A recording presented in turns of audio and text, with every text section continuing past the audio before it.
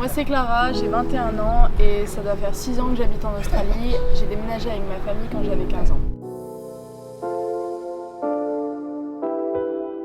Le voyage que j'ai fait, c'était 3 semaines en van, en road trip le long de la East Coast, de Melbourne à Noosa avec mon copain. Tu vois, quand ta mère elle te dit que t'es pas prête à faire quelque chose ou que t'es pas assez âgée ou t'as pas assez mûri, bah elle a raison. Il faut l'écouter parce que tes parents ils te connaissent bien mieux que toi.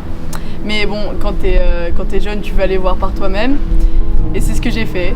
Je suis partie quand j'étais pas prête, quand j'avais pas résolu mes problèmes à la maison, en pensant que le voyage allait tout résoudre. Bah ça l'a pas résolu, donc le conseil c'est qu'il faut régler ses problèmes à la maison avant de partir, et partir sans attente. Moi je pense qu'il y a toujours plus d'opportunités quand tu voyages seul, parce que ça te pousse à sortir de ta zone de confort et d'aller te faire des potes, que tu sois en auberge, sur la plage, en soirée, en randonnée ou peu importe. Je pense qu'être seul, ça va toujours plus te faire profiter. Alors que si tu es avec quelqu'un, tu vas te recroqueviller dans une petite coquille dans le coin. La meilleure chose que ça m'a apporté le voyage, je pense que c'était la capacité à sociabiliser, à sortir de sa zone de confort, comme je disais tout à l'heure.